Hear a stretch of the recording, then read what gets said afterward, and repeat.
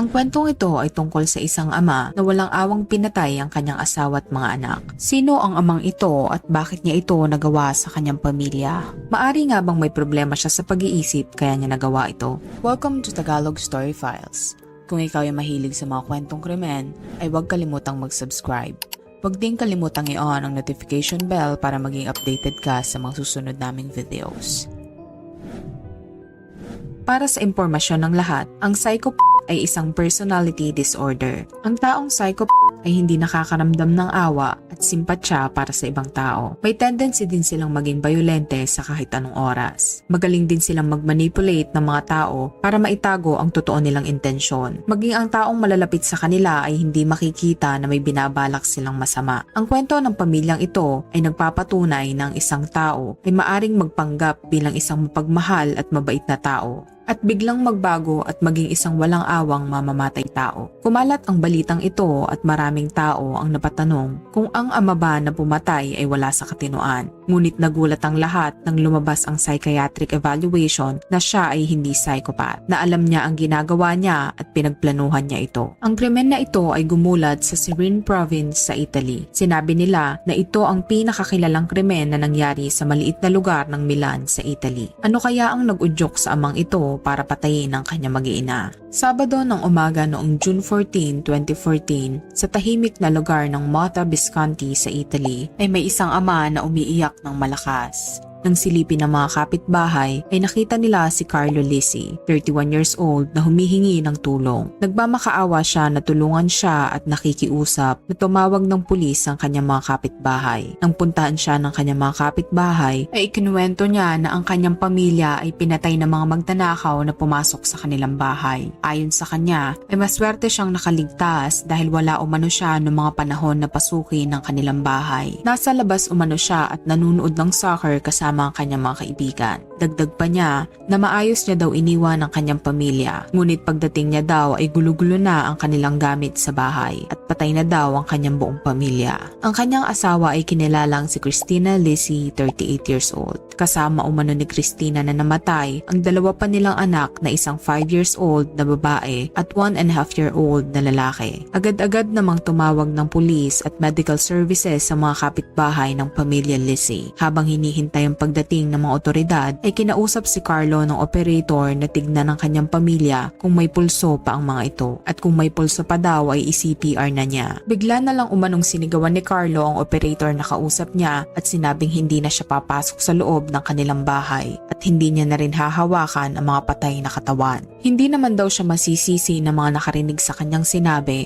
dahil maaring na-shock daw siya. Ngunit nakakapagtaka daw na sinabi ni Carlo na patay na katawan imbis na sabihin na kanyang pamilya. Ang pag-iiba ng ugali ni Carlo ay nagpatuloy umano. Nang dumating ang mga otoridad at kumpirmahin na wala ng buhay ang kanyang pamilya ay halos wala umano itong reaksyon. Sinubukan umano nitong umiyak ngunit wala daw lumalabas na luha sa kanyang mga mata. Base sa mga otoridad ay nahirapan umano siyang alalahanin ang mga nangyari bago ang krimen. Ngunit ayon sa kanya ay nai-record niya umano sa kanyang cellphone nang makita niya ang patay na katawan ng kanyang pamilya. Inaakala niya na ang video sa kanyang cellphone ay magpapatunay na wala siyang kinalaman sa pagkamatay ng kanyang mag-iina. Ngunit iyon pa pala ang magiging ebidensya na magpapatunay na may kinalaman siya. Pinalabas ni Carlo na pagnanakaw ang motibo ng mga pumasok sa kanilang bahay at pumatay sa mga biktima.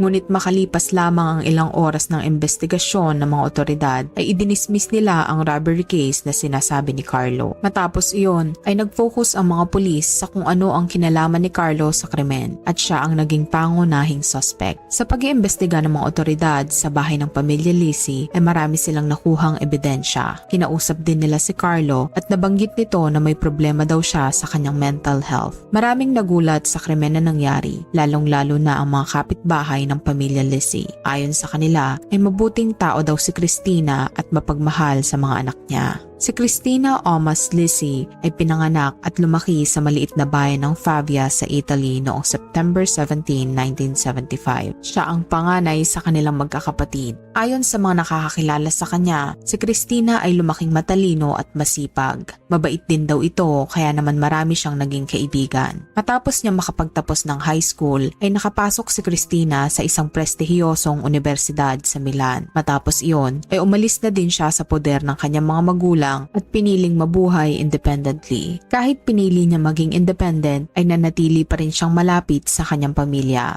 Tiwala naman ng kanyang mga magulang na kaya niyang mag-isa. At alam nila na maaasahan nila si Cristina. Siya ay naging isang working student. Pumasok siya ng trabaho sa isang Italian insurance company sa Motta Visconti, Italy. Naging maganda ang takbo ng kanyang trabaho at pag-aaral. Matapos niyang makagraduate ng kolehiyo, ay maraming oportunidad ang nagbukas para sa kanya. Ngunit kahit na maraming offer sa kanya sa ibang lugar, ay mas pinili niyang magtrabaho malapit sa kanyang pamilya. Dahil sa galing ni Cristina sa kanyang trabaho, ay napromote siya sa managerial position. Naging lead specialist siya sa isang civil insurance company. Sa kabila ng pagiging busy ni Cristina sa trabaho, ay nagkaroon pa rin siya ng oras para ituloy ang passion niya sa teatro. Magmula nung siya ay nag-aaral hanggang sa siya ay magkaroon ng trabaho, ang hilig niya sa pag-perform sa teatro ay nanatili pa rin. Sa teatro niya ginugugol ang free time niya. Nagre-rehearse siya at nagpe-perform kapag wala siyang trabaho. Dahil sa pagiging talentado at successful ni Cristina, ay maraming nagkakagusto sa kanya. Ngunit ni isa sa mga ito ay wala siyang nagustuhan dahil tila hindi umano sila maaasahan at hindi pa sila handa para bumuo ng pamilya. Naghahanap siya ng magiging katuwang na makakatulong niyang buuin ang pamilyang pinapangarap niya. Hindi siya nawalan ng pag-asa na mahanap niya rin ang lalaking para sa kanya. Hanggang sa makilala niya si Carlo Lisi.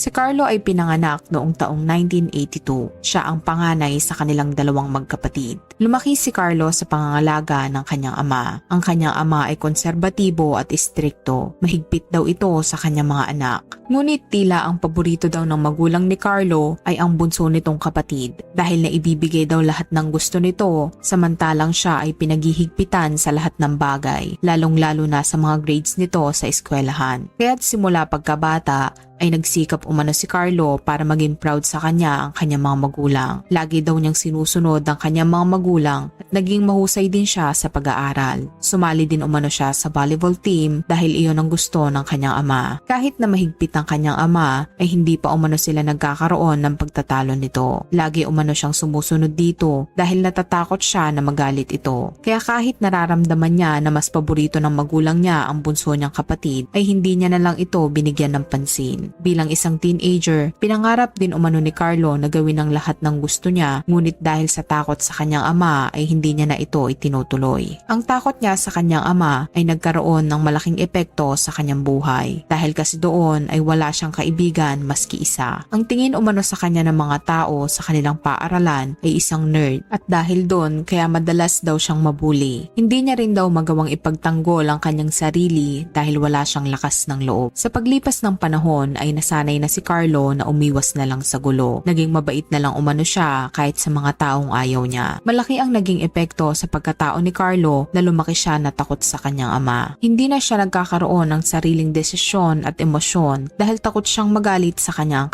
ama. Magaling din siyang iwasan ng mga katanungan sa kanya na ayaw niyang sagutin. Bukod doon, ay magaling siyang magpaniwala ng mga tao na totoo ang kanyang mga sinasabi kahit na hindi. Ang mga nakakakilala kay Carlo ay alam na hindi siya marunong makiramay sa problema ng iba. Matapos siyang mag-aral ng high school ay pumasok si Carlo sa isang prestigious university economics faculty na pinili ng kanyang ama. Kahit na ayaw ni Carlo sa economics o kahit na anong related sa number ay wala siyang nagawa kundi sundin ng kanyang ama. Si Carlo ay matipunong binata at mas lalo pang naging maganda ang kanyang pisikal na kaanyuan dahil sa hilig niya sa sports at pag-gym. Kaya naman marami ang nagkakagusto sa kanya. Ngunit dahil doon ay tila tumaas ang tingin niya sa kanyang sarili. Maraming nagiging karelasyon si Carlo, ngunit hindi tumatagal ang mga ito dahil takot siya sa responsibilidad. At ramdam daw ng mga nagiging karelasyon niya na hindi pa siya handa para bumuo ng pamilya. Matapos mag-aral ni Carlo ng kolehiyo, ay sa poder ng mga magulang niya pa rin siya nakatira dahil ayaw umano nitong bumukod. Nakahanap din si Carlo ng magandang trabaho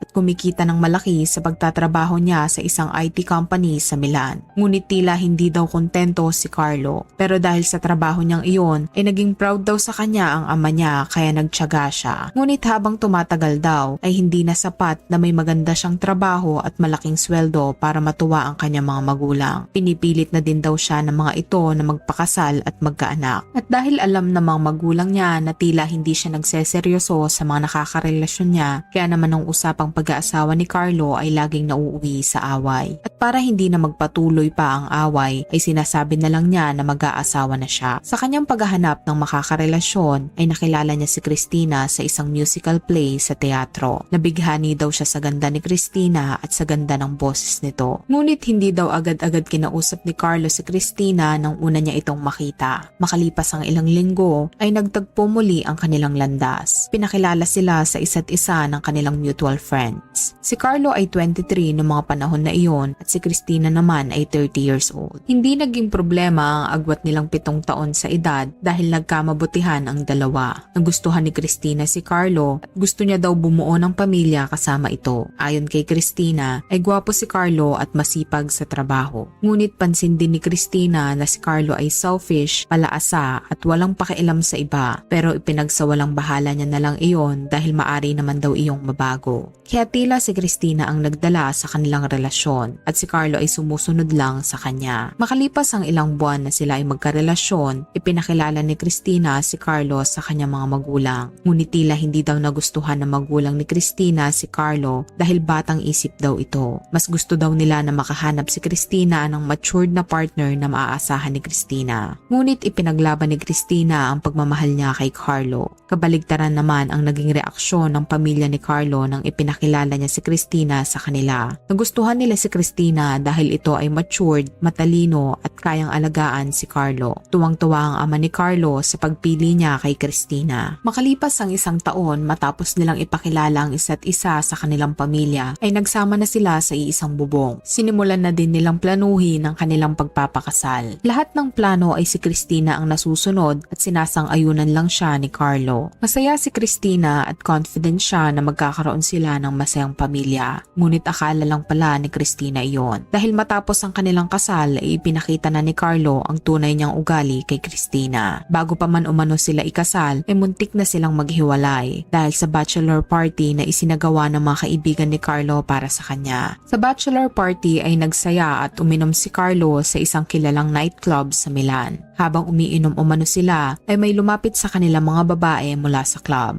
Ang isang babae umano ay interesado sa groom-to-be na si Carlo. Inaakit umano ng babae si Carlo at dala na rin ng sulsol ng mga kaibigan ay sumama si Carlo sa babae at pumunta sila sa isang hotel. Kinabukasan, matapos may mangyari kay Carlo at sa babaeng nakilala niya sa nightclub, ay kinausap niya ang babae. Ayon sa kanya, ay gusto niya ang babae at handa siyang iwan ng kanyang fiancé na si Christina para dito. Sa kaparehas na araw din na iyon, ay inamin ni Carlo kay Christina ang lahat. Sinabi niya kay Christina na may nagugustuhan na siyang iba at ayaw na niyang ituloy ang kasal. Kalmadong hinarap ni Christina ang problemang iyon. Inimpake niya ang kanyang mga gamit at pansamantalang umuwi sa kanyang mga magulang habang umahanap ng kanyang titirahan. Hindi naman natuwa ang ama ni Carlo nang malaman ang nangyari. Galit na galit ito kay Carlo at sinabing ayaw niyang makitang muli si Carlo hanggat hindi ito humihingi ng tawad para matuloy ang kasal nila ni Christina. Kaya naman walang nagawa si Carlo kundi sundin ang kanyang ama. Bumili si Carlo ng mga bulaklak at pinuntahan si Christina sa bahay ng magulang nito. Galit ang mga magulang ni Christina kay Carlo, ngunit wala silang magagawa dahil na kay Christina ang desisyon kung patatawarin ba nito ang binata o hindi. Sa kabila ng nangyaring pagluloko ni Carlo, ay pinatawad pa rin siya ni Christina at binigyan ng isa pang pagkakataon. Natuloy ang kanilang kasal. Masayang masaya si Christina noong araw na iyon at umaasa siya na magiging maayos na ang lahat. Nakaipon sila ng pera mula sa regalo ng kanilang mga kaanak noong araw ng kanilang kasal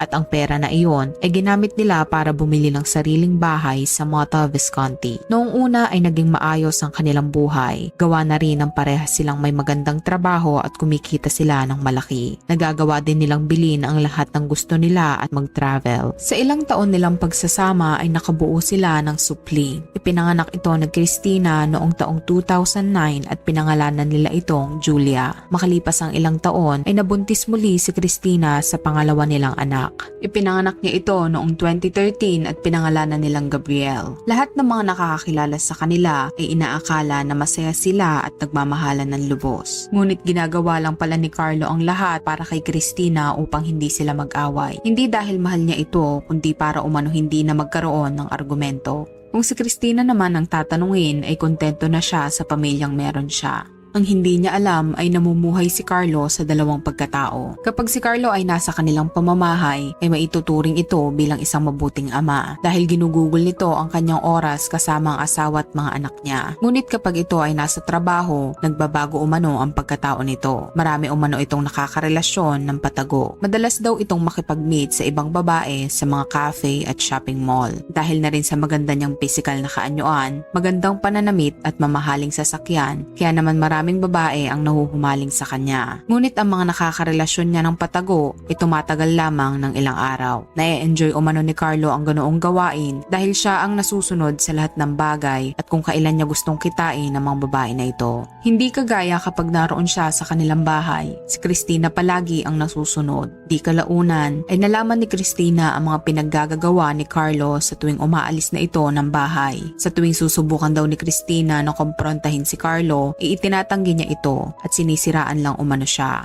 Ngunit noong taong 2013, matapos ipanganak ang kanilang bunsong anak, ay nagkaroon si Carlo ng ibang babaeng karelasyon. Ang relasyon niya sa babaeng ito ay naging seryoso at umabot pa sa punto na gusto na niyang hiwalayan si Christina. Inamin niya ito kay Christina at nagtalo sila. Sinabi ni Christina na magagalit ang parents ni Carlo kapag itinuloy nila ang paghihiwalay. Kaya walang nagawa si Carlo kundi manatili kay Christina at iwan ang babae. Makalipas ang isang taon, noong 2014 ay may nakilalang muli si Carlo. May nag-apply sa kanilang kumpanya na magandang dalaga at ito ay kinilalang si Maria. Sa unang kita pa lamang ni Carlo kay Maria ay nabighani na siya dito. Ginawa niya ang lahat para magustuhan siya nito. Lagi niya itong kino-compliment at binibigyan ng mga regalo. Ngunit tila hindi nagbigay ng motibo si Maria, nilinaw niya kay Carlo na ayaw niya makipagrelasyon sa may asawa at anak. Ngunit tila desidido si Carlo na suyuin si Maria. Naisip ni Carlo na hadlang si Christina at ang kanilang mga anak sa kanyang kaligayahan. Hindi umano siya naging masaya kahit minsan sa kanilang pagsasama ni Christina. Pero kung si Maria daw magiging karelasyon niya ay siguradong sasaya siya. Kung sana umano wala lang si Christina at ang kanilang mga anak sa kanyang buhay ay sasaya umano siya. Dahil sa kakaisip niya sa bagay na ito ay nagkaroon siya ng maitim na balak. Kinausap niya si Christina na gusto niya makipag-divorce dito, ngunit ayaw pumayag ni Christina. Hindi nagpapigil si Carlo sa kanyang balak. Naghanap siya ng mga divorce lawyer na makakatulong sa kanya online. Ngunit sa kanyang pagtatanong ay napag-alaman niya na kailangan niyang ibigay ang kalahati ng kanyang yaman kay Christina kung gusto niya makipag-divorce dito. Bukod doon ay kailangan niya ding magbayad ng child support para sa dalawang anak nila. Ngunit hindi sang-ayon si Carlo na magbayad ng ganoong kalaki kay Christina. Kaya nagsimula na siya mag-research kung paano pumatay ng isang tao na walang makakaalam online. Nakakita siya ng mga article online at isa na doon ang armed robbery crime na naganap sa Mora, Visconti. Ang mga robber sa article na ito ay walang awang pinagsasaksak ang may-ari ng bahay bago nakawin ang mga gamit nito at hanggang ngayon ay hindi pa din nakikilala ang suspect sa krimen na iyon. Dahil sa nabasang article ni Carlo na iyon ay nakaisip siya ng masamang plano. Naisip niyang gayahin ang ginawa ng mga robber sa article na iyon. Ngunit ang magiging biktima niya ngayon ay ang kanyang asawa at mga anak. Noong June 14, 2014 ay nag-day off si Carlo sa kanyang trabaho. Inilaan ni Carlo ang kanyang oras para makipag-bonding sa kanyang mga anak. Nagpunta umano sila sa park at dumiretso sila sa mall para mag-shopping. Matapos iyon ay kumain umano sila ng hapunan sa isang sikat na cafe. Sinigurado ni Carlo na maraming makakakita sa kanya kasama ang kanyang pamilya nung araw na iyon at masaya sila. Matapos nilang mamasyal ay umuwi na sila. Dinala nila ang mga bata sa second floor ng kanilang bahay at pinatulog ang mga ito. Nang makatulog na sila ay bumaba ang mag-asawa sa sala at ginawa nila ang gawain ng mag-asawa. Ginawa ni Carlo ang lahat ng iyon para hindi umano magsuspetsa ang kanyang asawa na may balak siyang masama. Inaakala niya na kung sakaling mag-imbestiga ang mga otoridad ay hindi siya pagbibintangan dahil may nangyari pa sa kanilang mag-asawa bago sila namatay. Matapos iyon ay nagpaalam umano si Carlo kay Christina na aalis ito at manunood ng soccer kasama ang mga kaibigan niya.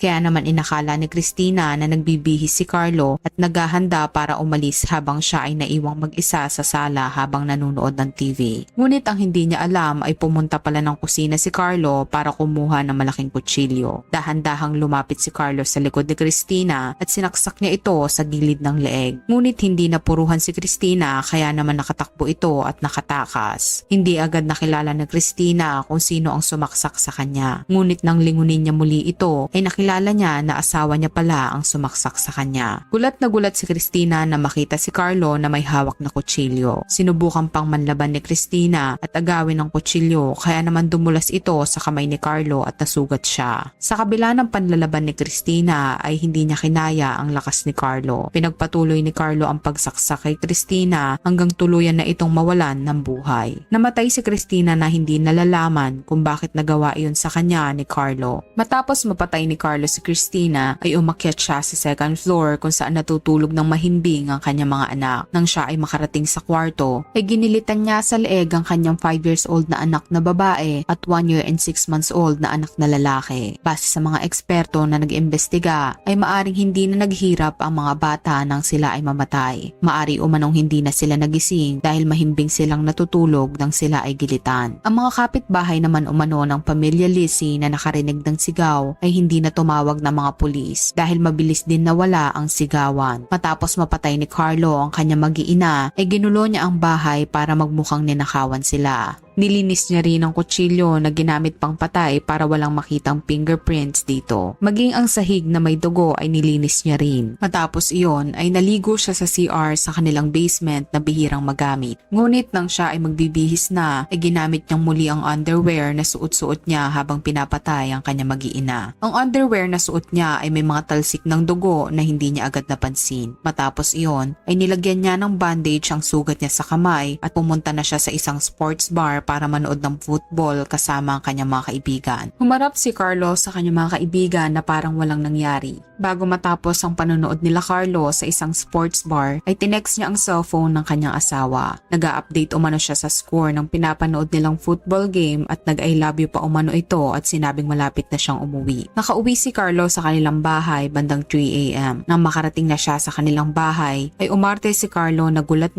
nang matagpuan niyang wala ng buhay ang kanyang pamilya. Ngunit ayon sa mga otoridad ay maraming ebidensya na nagpapatunay na siya ang salarin. Una ay vinidyohan niya ang pagpasok niya sa bahay at pagkadiskubre sa mga patay na katawan ng kanyang pamilya para gawing alibi bago lumabas at humingi ng tulong. Pangalawa, ay nalimot niya umanong patayin ng kamera kaya nakuhanan ng mga senaryo na taliwas sa kanyang alibay at testimonya. Kaya naman, ang testimonya ni Carlo na pagnanakaw ang motibo ng salarin ay agad ibinasura ng mga otoridad makalipas lang ang ilang oras ng pag-iimbestiga. Ayon sa mga otoridad ay walang bakas ng forced entry sa bahay dahil wala umanong sira ang mga bintana at pintuan kaya't maari daw na may access sa bahay ang gumawa nito. Wala din umanong nawalang mamahaling gamit sa loob ng bahay tulad ng pera at mga alahas. Sa una pa lamang umano ay nahalata na ng mga otoridad na sinadya lang guluhin ang mga gamit sa bahay dahil ang mga kagamitan lang na nasa ibabaw ang nakakalat. Idinagdag pa ng mga otoridad na wala naman umanong rason para patayin ng magnanakaw ang mga bata na natutulog ng mahimbing sa kanilang kwarto. Kaya't napagtanto ng mga otoridad na ang nangyaring pagpatay ay sinadya at plinano. Agad naging pangunahing suspect si Carlo sa pagkamatay ng kanyang pamilya dahil iba-iba umano ang testimonya nito at hindi nito maipaliwanag kung bakit siya may sugat sa kamay. Inaresto siya ng mga otoridad at kinuha ng mga eksperto ang suot niyang damit para makita kung may mga blood stain. Agad-agad namang kinumpirma ng mga eksperto na may nakita silang mga dugo sa underwear ni Carlo. Ayon kay Carlo ay maaring umanong nakuha niya ang mga dugo na iyon habang sinusubukang i-revive ang kanyang pamilya. Ngunit base sa mga otoridad ay mga talsik ng dugo ang nakita sa likod na bahagi ng underwear ni Carlo. Maari umanong nanggaling ang talsik na ito sa kutsilyo habang nanlalaban si Cristina. Base naman sa video na nakuhanan sa cellphone ni Carlo ay hindi niya man lang tinignan ng kanyang asawa kung ito ay buhay pa. Ni hindi rin umano nito pinuntahan ng mga anak sa taas, kundi ay tumakbo ito agad palabas. Natagpuan din ng mga otoridad ang isang tela na may dugo sa loob ng basurahan na ginamit panglinis sa kutsilyo. Nang si Carlo ay arestuhin ng mga otoridad ay nawala sa mukha nito ang pagdadalamhati sa pagkamatay ng kanyang pamilya. Naging kalmado umano ang itsura nito at tila walang pakialam sa nangyari. Nang siya ay pasok sa kulungan ay natulog daw ito kaagad. Wala umano sa mukha ni Carlo na siya ay nagsisisi sa kanyang ginawa. Hindi umano nakikita kay Carlo ang awa sa sinapit ng kanyang asawa at mga anak.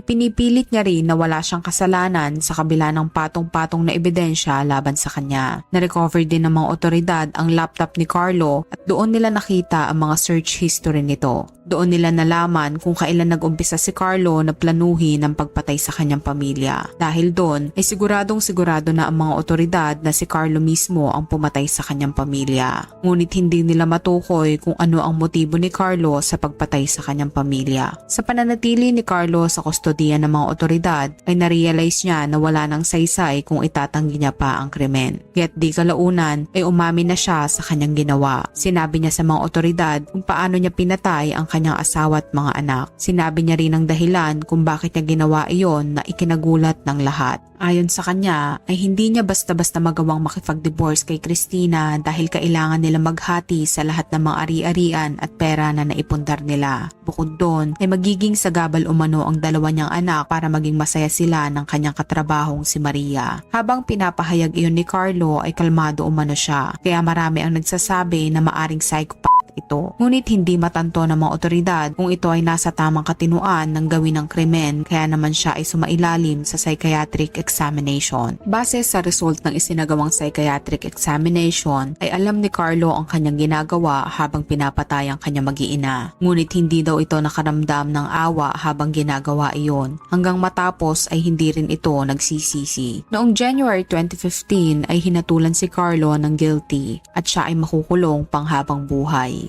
Sinubukan din niyang mag-file ng appeal ngunit inurong niya rin ito. Ayon sa kanya ay useless na kung mag-a-appeal pa siya. Dahil sa nangyaring krimen ay inatake sa puso ang ama ni Carlo at binawian ng buhay. Hindi umano matanggap ng ama ni Carlo na nagpalaki siya ng isang mamamatay tao kaya't labis na sumama ang loob nito. Ang pangyayaring ito ay labis na naging mabigat para sa pamilya ni Cristina at Carlo. Labis ang kanilang pagdadalamhati, lalong-lalo na para sa dalawang bata na wala pang kamuwang-muwang na nadamay sa krimen. Kung ikaw ang tatanungin, sa tingin mo, si Carlo ba ay isang psychopath o nagawa niya lang ito para sa kanyang sariling kaligayahan? Comment down below.